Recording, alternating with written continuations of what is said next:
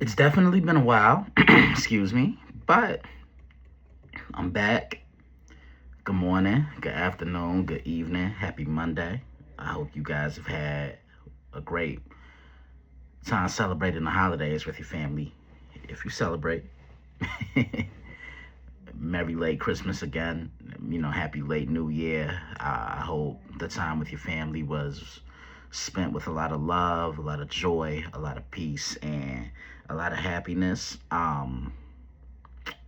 It's Monday, January 5th, 2026. Still got to get used to saying that. And it's time for another episode of Monday Evening Quarterback. So good morning, good afternoon, and good evening whenever the episode of this podcast is going to grab your attention.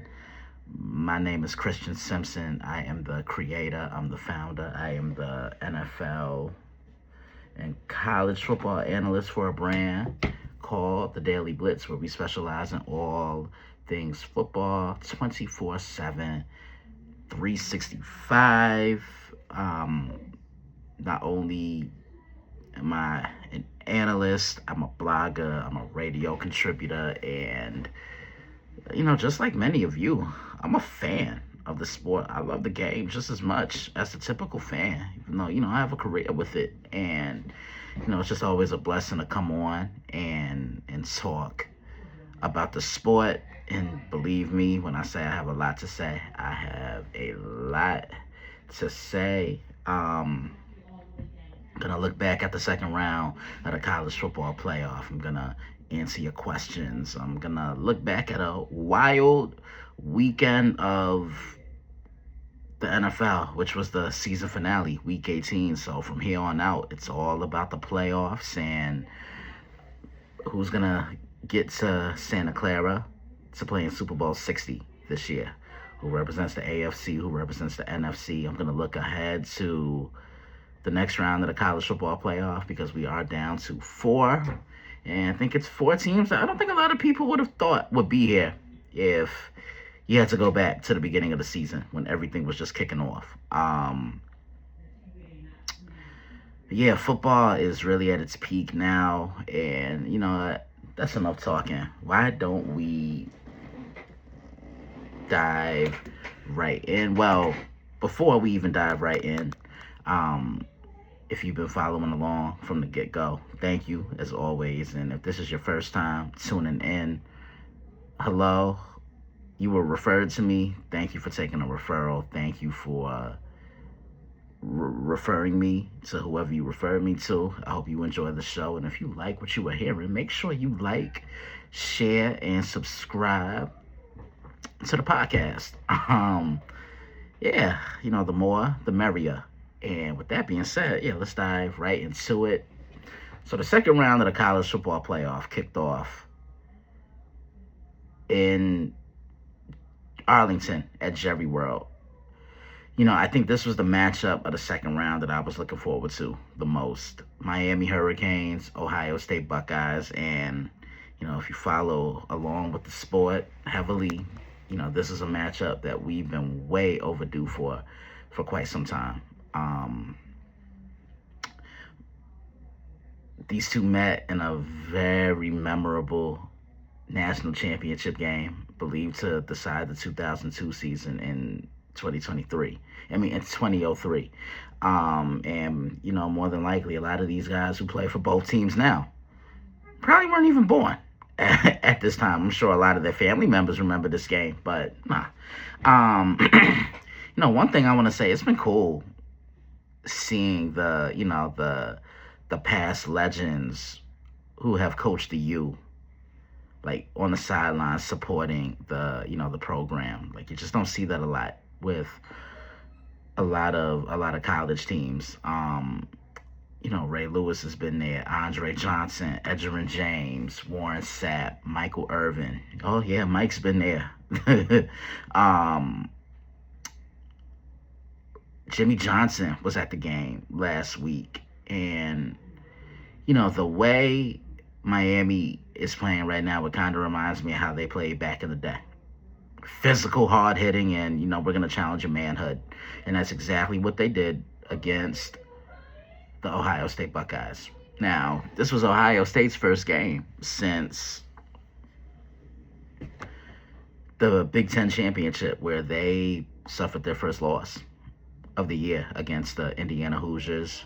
Indiana wore them down, gave them a physical challenge, and I can tell Miami studied the tape, and then they sprinkled in a little bit of their own formations in there. And yeah, Miami just had a field day. Like, Julian Sand was under duress throughout this game. They bottled up the run. Jeremiah Smith did what Jeremiah Smith did. 7 receptions, 157 yards, and 1 touchdown. Julian Sand, not a good day at the office. 22 of 35, 287 yards passing, 1 touchdown, 2 interceptions. As a team, Ohio State ran the ball for 45 yards. But, I look at their defense, and their defense is anchored by 2 guys, Akeem Mesidor and Ruben Bain Jr. And you guys have heard me rant and rave about Ruben. Like, I think Ruben is the next great defender, edge rusher in the NFL. And the simple fact, both of them are working with Jason Taylor. And, I think people tend to forget just how good of a football player Jason Taylor was. I mean, he is the recipient of a gold jacket, which is why I always say, if I had a son and if he were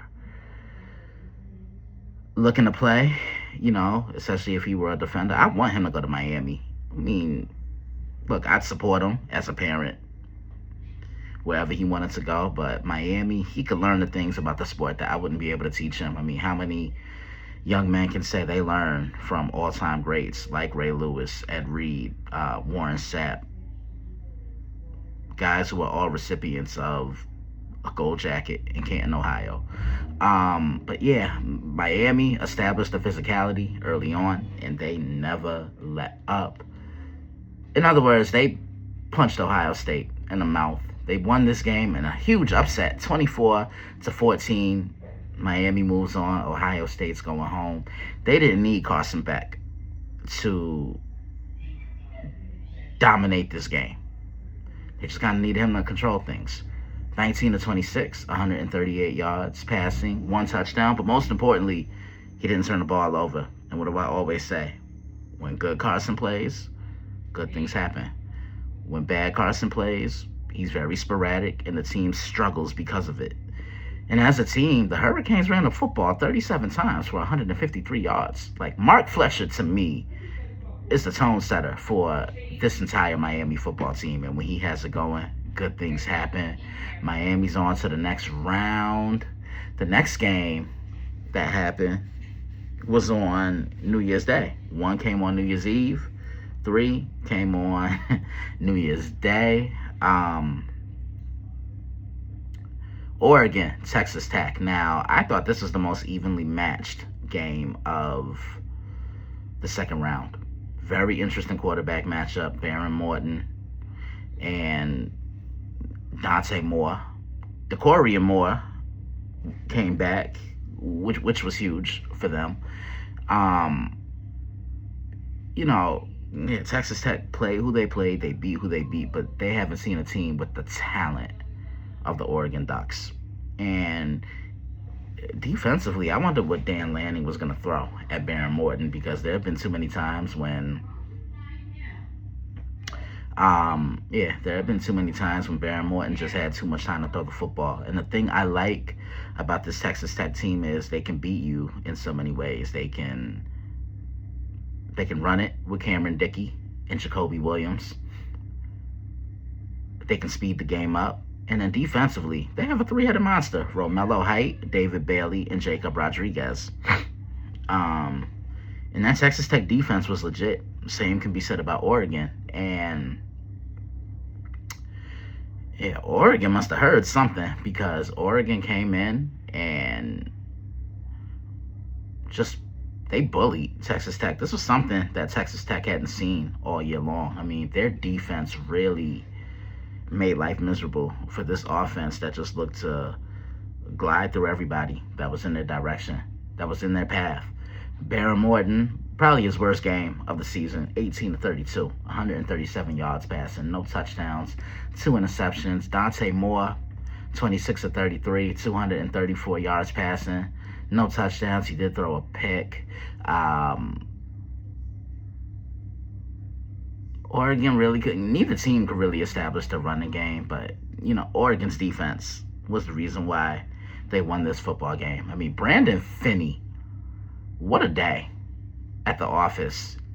I think he was the one that intercepted Baron Morton both times. Yeah. What a performance. Mateo Uyunglele, he's made his presence felt. Jerry Mixon was swarming to the ball. Bear Alexander, yeah, just a overall great performance. And to me, this is Oregon's best performance of the entire season. They pretty much just established the feel of the game in their favor, and Texas Tech was really never able to recover or get into the game. And Dan Lanning just outcoached Joey McGuire. Great season for Texas Tech, but unfortunately it ends short. Oregon won this game 23-0. Pitched a shutout.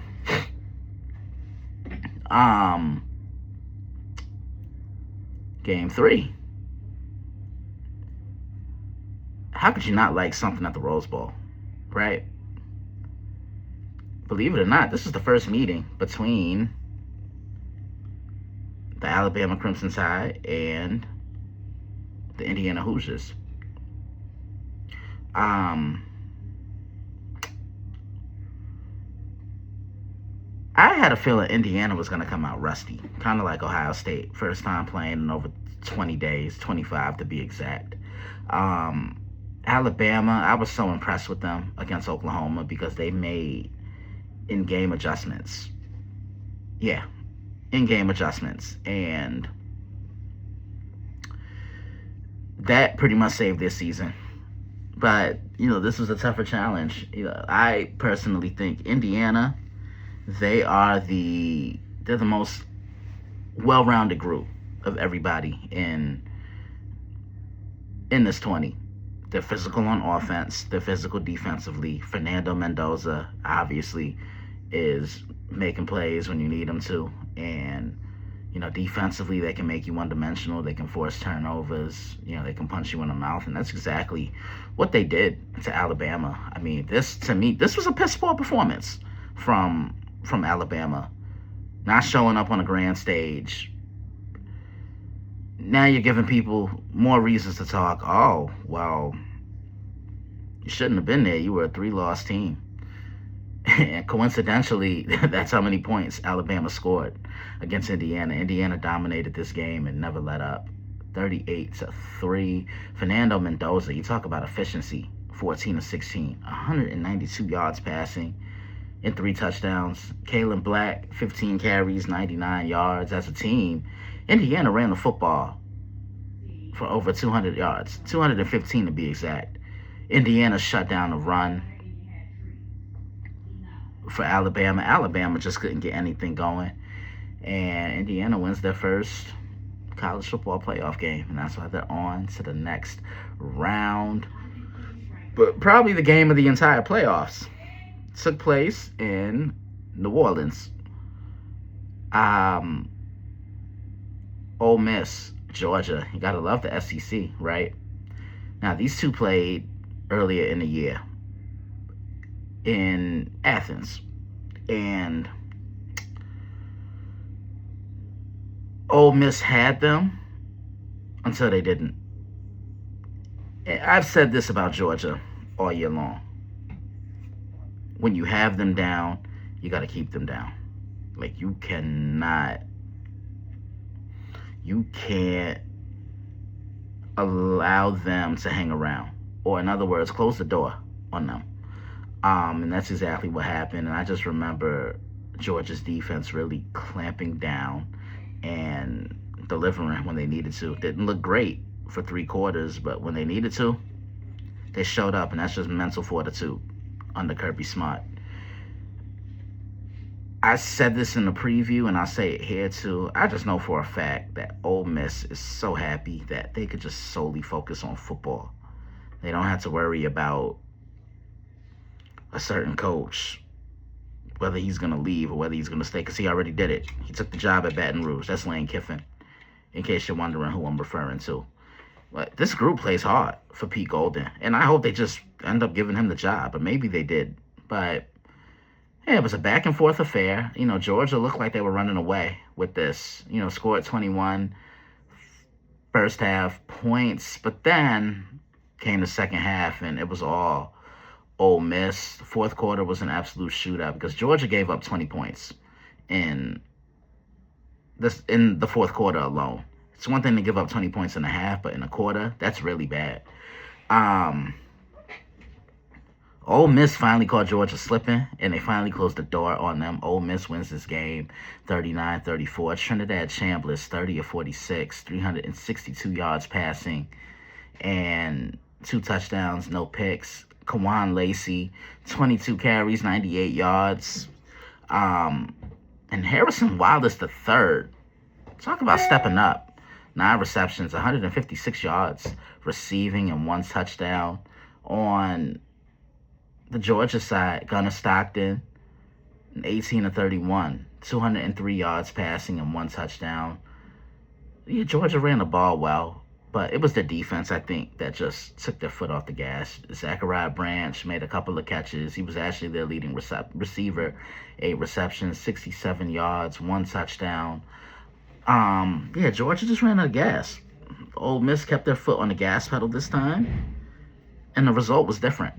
An upset, over a team that many picked, myself included, to get to the national championship, but I didn't have them winning it.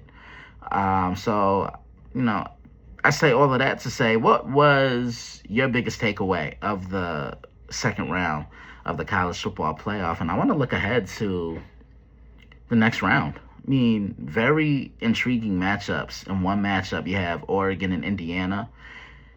Big Ten, baby. These two met in October, and this was the game, I think, that put Indiana on the national map. Now, I know they were good last season, but they are even better this time around. And to me, that was Fernando Mendoza's Heisman moment, going into Autzen and coming away with a 10-point victory. And I mean, they went in there and they punched Oregon in the mouth. So I want to see how Oregon adjusts the second time around and what Indiana does to keep momentum going in their favor. And then the second game, Ole Miss will host Miami. I look at Miami, and they're playing with the utmost confidence right now. They're having fun. The legendary alumni, they're enjoying it. They're playing well defensively. I saw what they did against Texas A&M. They kept that offense in check. They kept Ohio State in check, and now they're going to have another one that they're going to have to contain as well. And this Ole Miss offense, like Trinidad Chambliss, is a really good quarterback.